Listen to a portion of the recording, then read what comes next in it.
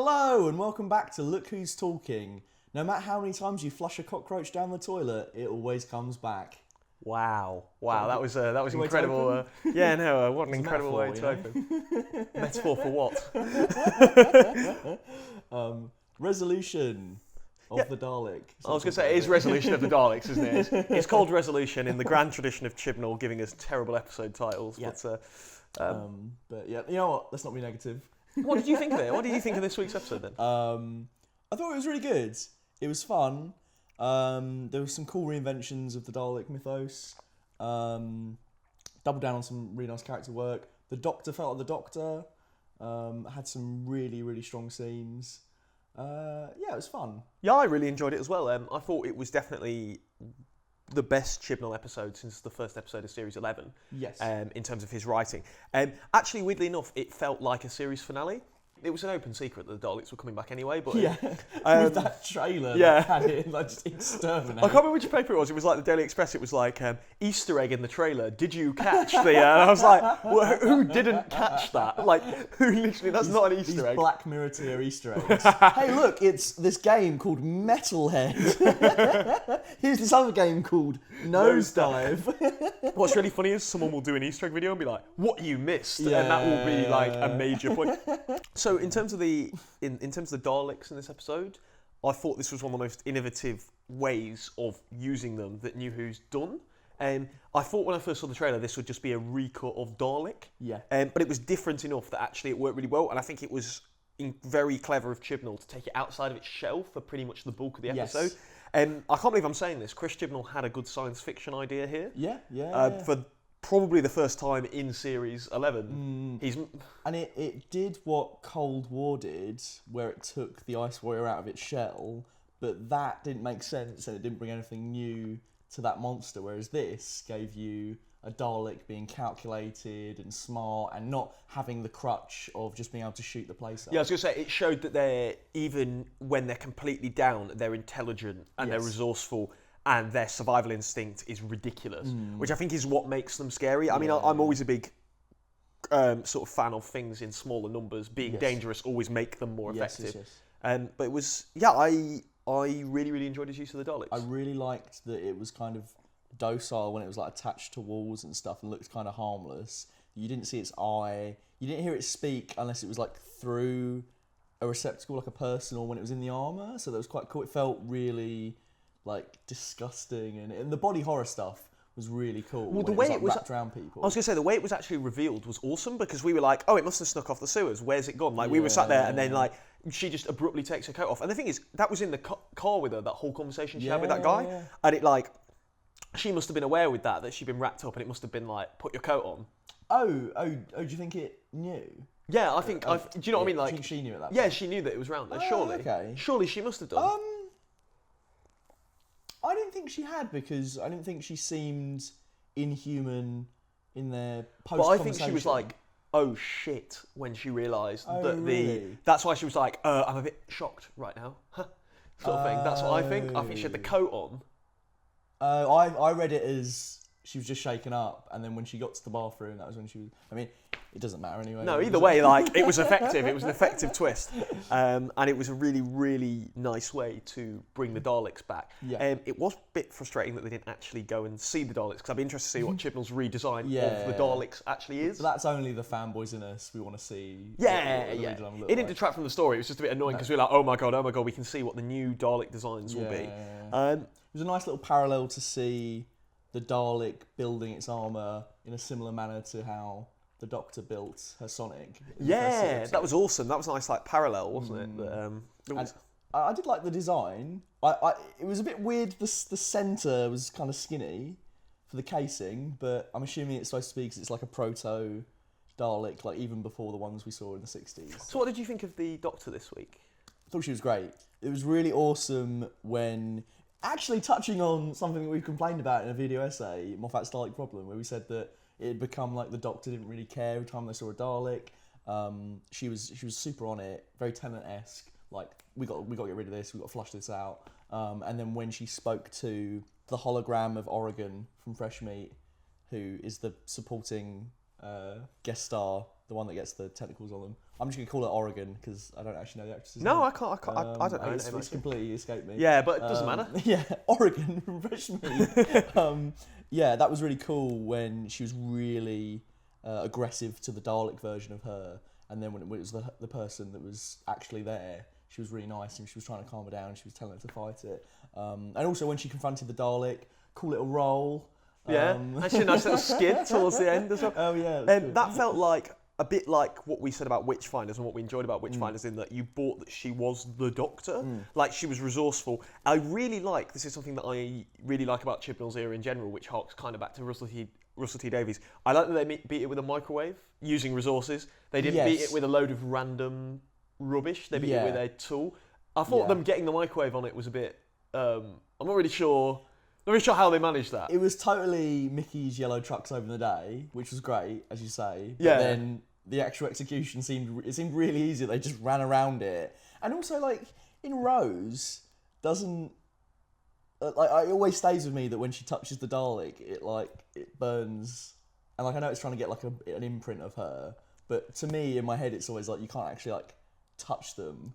Because it would it must have some sort of defense. Clearly you've not seen much Classic Who, because they push Daleks over all the time. Yeah, and they're not scary in Classic Who, are they? Yeah, they are. They're terrifying. They're terrifying. You watch Death to the Daleks, my friend, you'll have a right treat. Or Destiny of the Daleks, or Revelation of the Daleks. Or... Defamation of the Daleks, desecration of the Daleks, inflammation of the Daleks. No, they're all things that this episode might have been. But thankfully it wasn't. Yeah, inflammation of the Daleks is really good. I'm really annoyed actually because I had this plan. It was going to be, how much spare time I have these days. When she said the most evil thing in the universe, I really wanted it to cut to a picture of Chris Chibnall, and I feel like the time has gone to drop that onto the internet now. Late, but I feel like that would have been a super. If the episode had sucked, you could have done it. Would have got at least 4 likes on Facebook, which would beat my all-time best. Put it on TARDIS posting. Yeah, exactly. But also, I liked when the Doctor met Ryan's dad. She immediately, no bullshit, just went, "Oh, you weren't at Grace's funeral, were you?" But that's the kind of weird, emotionally silly thing that Jodie Whittaker's Doctor does a lot. I like that she said several times "These are my friends." Yeah. It's quite nice that she's like, "It's the gang." It is quite a nice distinction for her to not call them companions. Be like, "My mates, the gang, the fam." It's quite cool. On that note, what did you think of the whole arc with Ryan's dad? The actual arc had a series-long payoff, but it kept detracting from the pace, didn't it? Yes, it did. I think you wanted to be tense, and you wanted to know where the Dalek was, and you wanted to know they were fighting it, and then it would cut to Ryan and his dad in a cafeteria, wouldn't it, chatting? It's fine, but it's just the structure of it, for them to be cutting back and forth, is weird. It felt like Ryan's dad should have come into the episode, as in the TARDIS, very early on. Yes. Got whisked away, and then while they were chasing the Dalek, these things were coming out through natural conversation from the Jeopardy.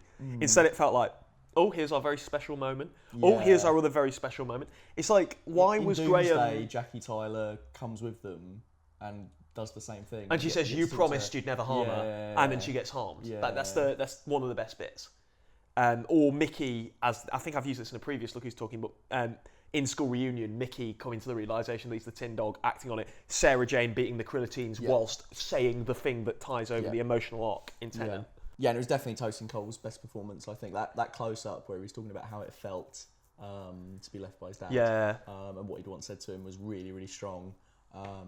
Just across the whole series, I think he's really improved as an actor. Bradley Walsh, strong as ever. He's at this really. Point, it's a written rule. I'm not even sure where I'd put Bradley Walsh in terms of ranking New Who companions. Graham is really fun. It's just, is he a character, or am I just enjoying the fact it's Bradley Walsh? Is the question I always have with him. He hasn't moved me like Wilf, who I would deem his counterpart. Yeah, moved me. But I think he's made me laugh more than Wilf. Yeah, I don't know. Wilf for that paintball gun, man. What a beast. I love that can I just say on that Graham note, when the TARDIS came in and he was like to Ryan's dad, he was like, "Hey, you want to watch this?" And then he stood there, the wind rushing through him. He looked awesome. That was cool. That was actually one of the best things Graham's ever done. Going from how he is in Woman Who Fell to Earth, which is basically just confused and terrified, to being yeah, this is what we do. Also, unfortunately, yes, had nothing to do again. I think that's just part of the course now, isn't it? Yeah, and not helped by the fact that there was way too many people in the TARDIS by the end. Yeah. One of my points of criticism would be that the stuff with Oregon and her, colleague who they have kind of a thing with, that didn't really go anywhere, did it? No, and I get why sometimes you introduce new characters. Like in Rise of the Sideman, you have like Jake and Mrs. I can't remember her name, but you know what I mean. Yeah, you have those Mrs. characters. Moore. Yeah, and they progress, and Jake makes it out to the end, yada yada. But they didn't really have a narrative payoff in like any way. No, I think she could have probably died. Or just the companions get in the TARDIS for the final act. They're not there. I don't see why they were there. They didn't need to be there, or even just a little moment with them at the end. It kind of reminded me of with Tusaranga, which is a far worse episode, but still, like some of the characters at the end of that didn't really get payoffs, like the droid. No. And Doc Brown's character, it was just kind of weird. I know you got to see them hold hands, but it's like, well, it's been a bit of an. I mean, they were going to go on a date. They were going to go on a date anyway, weren't they? So it's not like it was a will they, won't they, and one of them wasn't into them, and then they came together, like the end of Blink. It wasn't like the end of Blink, was it? It's like a.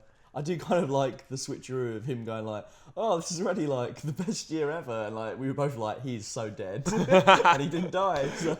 Also, can we just, on a side note, what a creep with that text? Already thinking about you. Like, that man.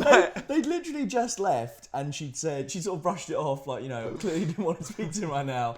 Oh, I know what I'll do. I'll text her immediately. Already thinking about you. I mean, that's like literally like, I am going to kill you. Yeah. If we go on this date, you will not come back from the date. Even if you're not trying to, date this person, why would you text them immediately after you've just left them? Like, it's a bit full on, isn't it? Even if, we were trying to be best friends. But yeah.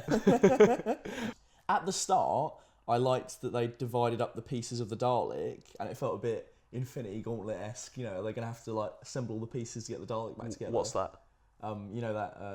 That film that we keep making video essays about.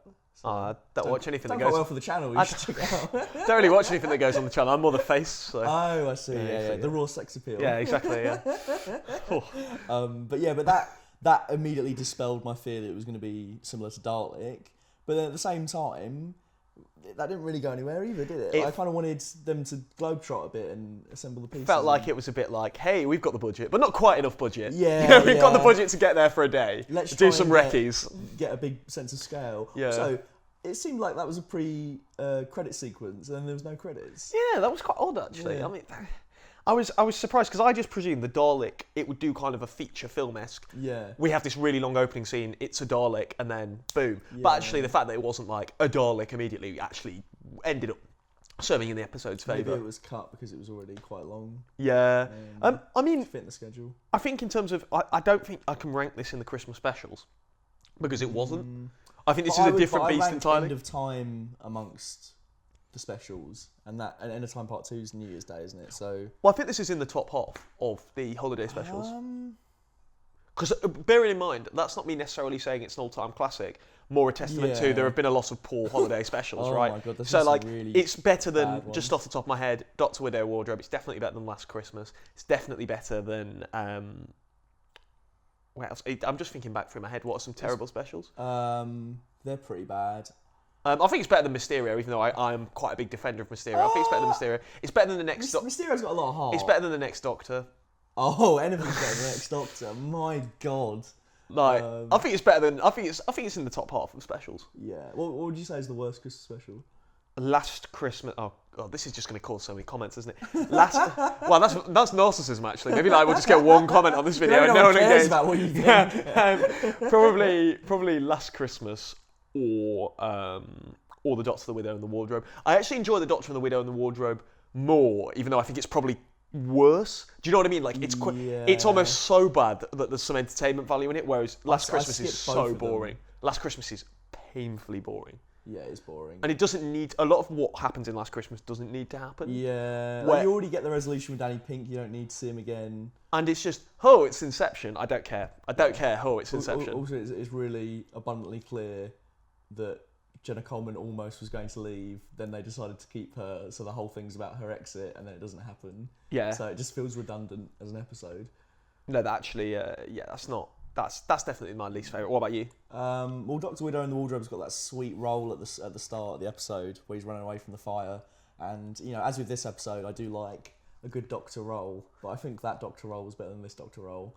But I would rank this episode above that one. So Doctor roles aren't everything. This one had a skid as well. Different roles for different needs. Roll, skid. Oh God. Oh God, please laugh.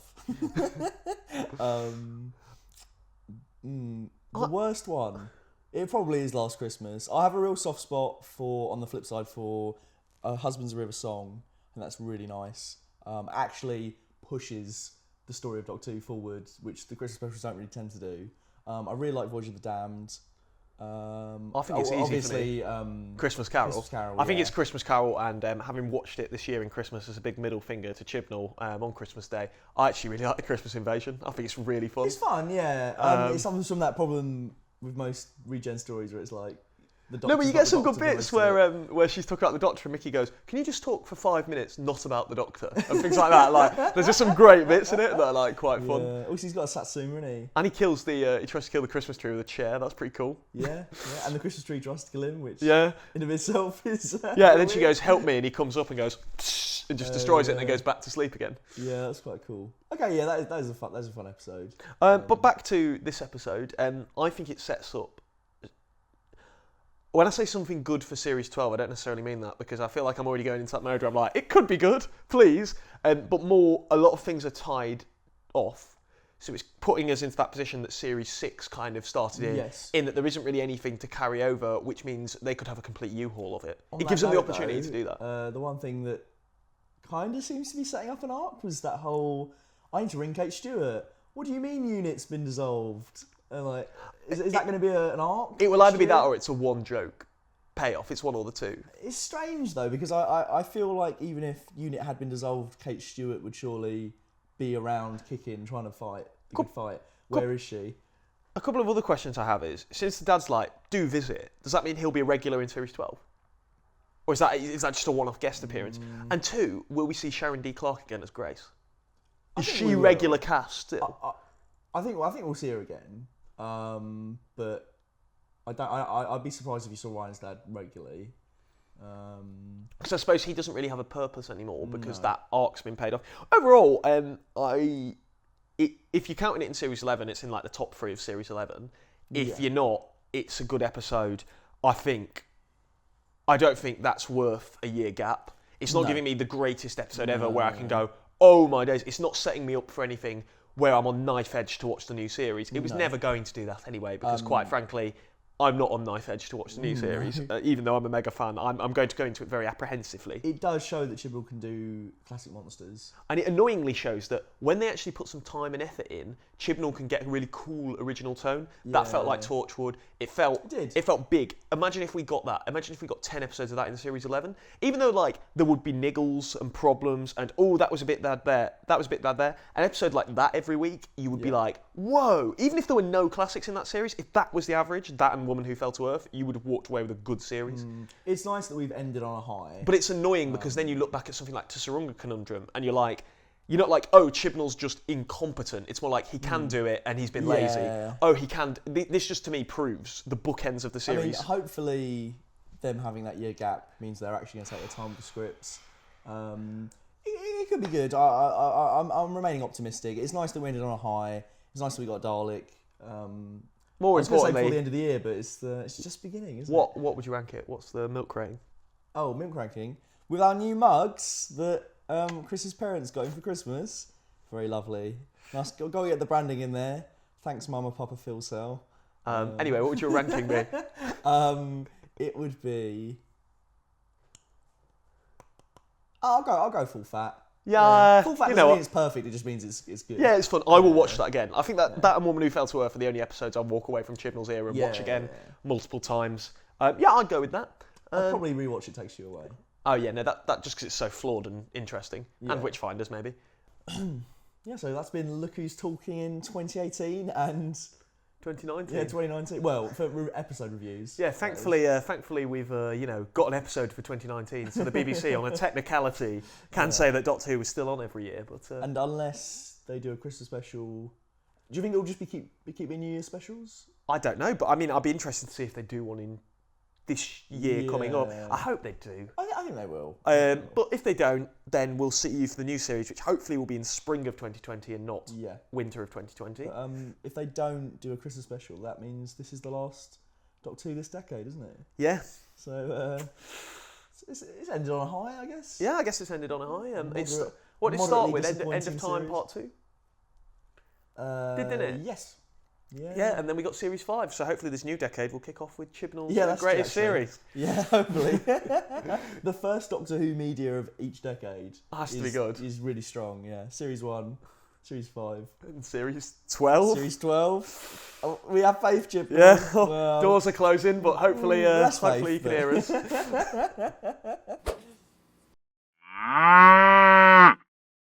Don't forget to click below and subscribe to the official Full Fat Videos YouTube channel.